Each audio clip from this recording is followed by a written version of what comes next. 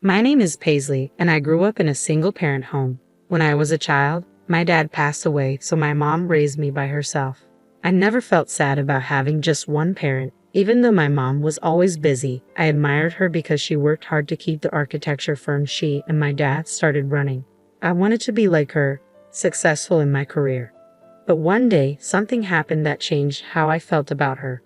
My boyfriend, Matteo, is 3 years older than me. We met at a college party. His family is wealthy, and he got a job at a bank through his family's connections. He works as an elite banker. Since we started dating, he has been generous, giving me gifts and taking me to nice restaurants. He can be a little indecisive sometimes, but he's kind and a great guy. Recently, Matteo and I talked about getting married. I just graduated from college this spring and started working, so getting married right away is difficult. Plus, I want some time for myself, but we both think it would be nice to start a family together soon. Today, I'm meeting Matteo's parents to get to know them and talk about our plans to marry. It's my first time visiting their home. To make a good impression on his wealthy, middle-aged parents, I worked hard on my outfit, hairstyle, and makeup to look charming but natural. I want them to see me as a good match for Matteo. With these thoughts, I headed toward the front door to leave the house. "Mom, I'm heading out. I'm going to visit Matteo's house today," I said.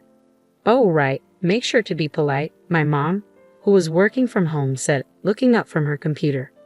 "I know. See you later," I said, leaving the house feeling excited. After taking a train and a bus, I arrived at Matteo's house in the neighboring town. It's a huge house like something out of a fairy tale. I had Matteo tell me his parents' favorite cake shop beforehand, and I bought a cake there. I rang the doorbell. "Ah, Paisley, we've been expecting you." "Welcome," Matteo greeted me with a gentle smile as I stepped inside. When I entered the living room, I realized how spacious and grand the house was. The decor was elegant and fancy, making me feel the wealth of Matteo's father, who is a bank executive. "Nice to meet you. My name is Paisley," I said, feeling a bit intimidated but still smiling and bowing my head to greet them. "Welcome, Paisley. We're pleased to meet you. Please have a seat. I'll prepare some tea, so please wait a moment," Matteo's mother said warmly. "Paisley, I'm Matteo's father. Welcome to our home. Please make yourself comfortable," said my future father-in-law. Matteo's parents were kind, just as I imagined. They seemed like a perfect family in a fairy tale. We started talking over the tea and cake I had brought.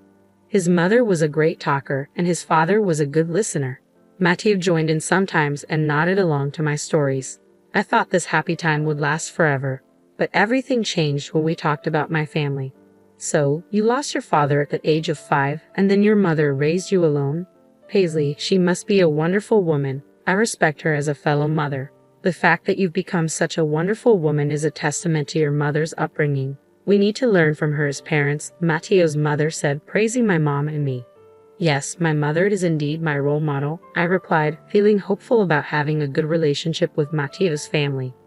But then Matteo's mother changed her tone.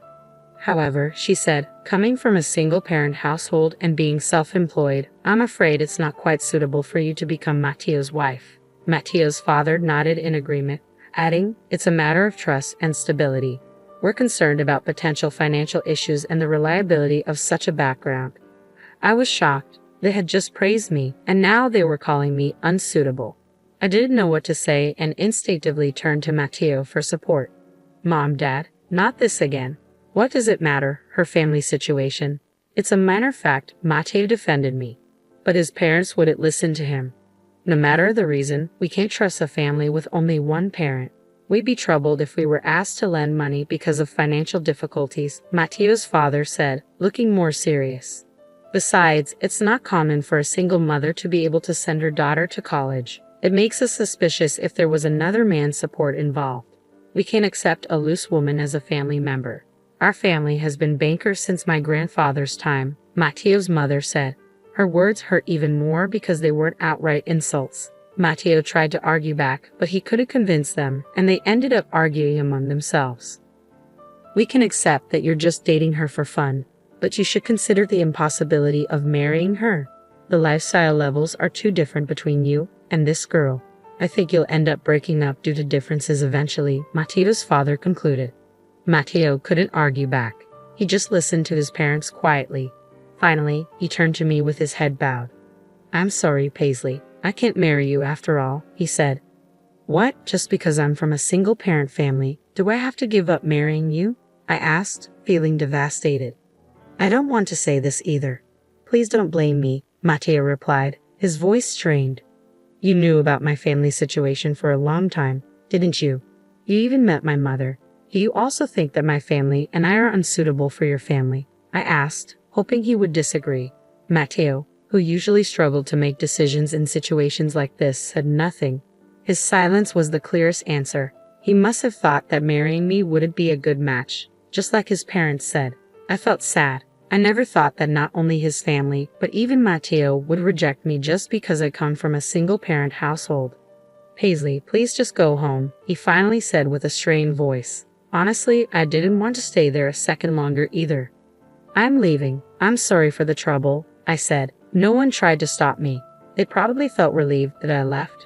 With tears streaming down my face, I retraced my steps and went straight back home. When I got home, my mother noticed my tears and asked me what happened. There was no point in lying to her. She knew where I had been and what I was doing. It felt like I was dishonoring my mother's way of life, and I really didn't want to tell her. But I told her everything. As expected, my mother was infuriated by the harsh treatment I had received. Well, so that's the kind of family they are. It seems like your boyfriend Matteo was just going along with them. Certainly, a marriage with a guy like that wouldn't last long, so I think it's better not to marry him, she said, trying to comfort me. Mom, I began, but she continued. It must have been tough. You did well, my mom said. Even after hearing the terrible things that Matteo's family said about her, my mom still worried about me and hugged me. Then she asked, which bank does Matteo's father work for? I remembered the name of the bank clearly because Matteo often bragged about it. When I told my mom, she seemed to understand. Paisley, your mom might not earn a lot, and you don't have a father in the house. It's okay to feel unlucky about that, but remember, you should never feel embarrassed or inferior, she said. After your father left, I raised you always believing this, so I will never forgive Matteo and his family, she added. Even though I had cried my eyes out on the way home, tears began to well up again. My mom's words reminded me of something important. I love my mom very much. I admire her hard work, and I want to be just like her someday. It's ridiculous to deny my admiration for her for the sake of Matteo and his family, who dismiss it for such a trivial reason. The next day, my mom said to me, I checked, and as I thought, our company does have dealings with Matteo's father's bank. I don't want to deal with a bank where the father of a man who dumped my daughter so harshly works, so I'm going to cancel the contract. I'll explain the whole situation. I don't know what will happen, but if they say trust is important, let's make sure they understand that they no longer have my trust. Mom called the bank right when it opened, bypassed the loan officer, and asked for the branch manager. Branch manager, she began. We're terminating our dealings with you. Yes, I'm sorry it's so sudden, but it seems that one of your officers has severely mistreated my daughter. If you're willing to hear the details, I'd be happy to come and explain it personally. What do you say? She finished. I overheard my mom's conversation just before I went to work. I knew she was going to terminate the contract, but I didn't know what would happen next. I didn't understand what it meant until a few days later when I got a call from Matteo asking me to meet him at a nearby park. When I arrived, Matteo and his parents were there. His parents were glaring at me. Matteo asked me in a troubled voice. My dad suddenly got fired, and when I asked why, they said it was because of my girlfriend. What on earth have you done, Paisley? In that moment, I understood everything. What it means to sever a contract and what it means for a banker to lose trust. It all became clear to me. If someone who lends and borrows money based on trust loses that trust, they essentially lose their livelihood. If there's a cause that erodes the vital trust from customers, it must be eliminated. In other words, his father was expelled from the company as the root of all evils that undermine trust. What I discovered later was that Matteo and his father, just like they did with me, looked down on customers who they considered poor, causing them all sorts of problems. It seemed it was only a matter of time before they were fired. The final straw was just a call from my mother. This wasn't something I accomplished through my own strength. I don't possess such power, but it was something my family did for me. I should tell them this proudly and confidently. You insulted my mother, so she retaliated with her power, I stated. Matteo's father responded incredulously, What? There's no way a company run by the parents of a poor girl like you could have enough influence to get me fired just by filing a complaint. Indeed, the company run in my parents' name isn't that large, but my mother's influence isn't limited to just one design office she runs. Even without direct involvement in management, she holds a position that allows her to influence companies. I replied, now, I can fully understand the meaning of all the transactions my mother had with the bank at the time. I'm sure it's something like this. My mom's company itself isn't large. However, my mom is also registered as a non-executive director in several companies my grandfather runs. So what it means to have enough influence over you guys is that all contracts with my grandfather's companies were also terminated. I listed a few of the companies my grandfather manages. The color drained from his father's face quickly. That's ridiculous, he muttered. There's nothing strange about it, I said. After all, he's my grandfather, right? Why would he want to deal with a bank that disrespected his granddaughter and daughter? It seemed they finally understood why they were fired so suddenly. Their attitude completely changed. They fell to their knees right there, pressing their foreheads to the ground and sobbing. Even with this spectacle in front of me, I could only think of them as pitiful. Matteo clung to me, begging, Paisley, I'm sorry for everything. I was truly serious about wanting to marry you. I just thought you should go home for a while because my parents were being difficult. He was making excuses, trying to save himself.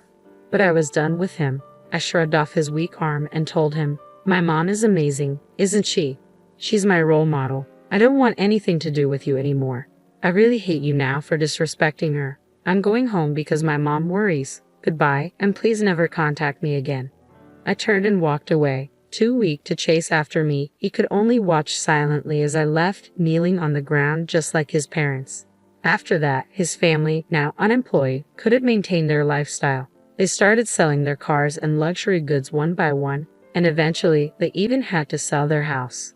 Hearing this from my mom and grandpa, who heard through the bank, I felt deep down that I dodged a bullet by not marrying him. He will likely continue to struggle with his pride and financial issues. I hoped he would learn to live within his means and my mother, and I laughed about it. As for me, I just started working. There are more things I can't do than things I can, but I've learned a lot from this experience. Of course, I want to be better at choosing a partner, but I also want to become stronger myself. My goal remains unchanged. I want to be a successful, strong working woman like my mother. To protect and support my family like she does, I want to work hard every day to become a strong woman.